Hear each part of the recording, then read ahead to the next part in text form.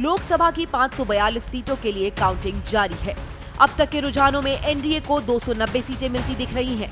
वहीं इंडिया को 230 सीटों पर बढ़त हासिल हो चुकी है और बहुमत का आंकड़ा 272 है। बीजेपी गठबंधन को मेजॉरिटी मिलती दिख रही है, लेकिन इस बीच सवाल उठ रहा है कि क्या कांग्रेस के पास भी सरकार बनाने का मौका है? क्या इंडिया गठबंधन के भी सरकार बनाने की संभावना है? लोकसभा चुनाव के अब तक के रुझानों ने हर किसी को चौंका कर रख दिया है। इन चुनावों में इंडिया गठबंधन ने बीजेपी के नेतृत्व वाले एनडीए को तगड़ी टक्कर दी है। आलम यह है कि 2019 के लोकसभा चुनाव में 52 सीटों पर सिमटने वाली कांग्रेस इस बार 90 से ज्यादा सीटों पर आगे चल रही है।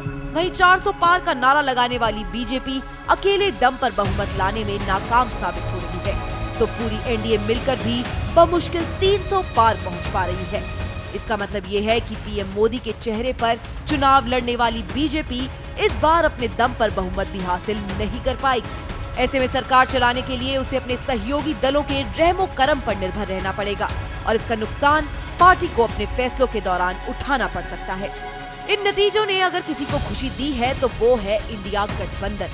रुझानों के हिसाब से 232 सीटों पर अटका इंडिया गठबंधन वैसे तो बहुमत से काफी पीछे है, लेकिन कांग्रेस फिर भी सत्ता में काबिज हो सकती है।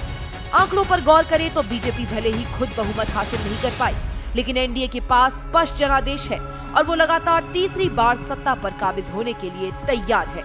लेकिन सवाल ये उठता है कि पिछले 2 चुनाव से निराशाजनक प्रदर्शन के बाद 2024 के रुझानों से आसमान पर पहुंची कांग्रेस क्या सरकार बनाने की स्थिति में है? तो आपको बता दें कि अगर थोड़े से समीकरण इधर उधर यानी कि कांग्रेस के पक्ष में हो जाए तो कांग्रेस सत्ता का स्वाद चख सकती है। आइए समझते हैं। ये तो आप जानते हैं कि केंद्र में सरकार बनाने के लिए कांग्रेस को 272 सीटों की जरूरत होगी, जबकि रुझान के हिसाब से इंडिया गठबंधन 225 सीटों से आगे चल रही है।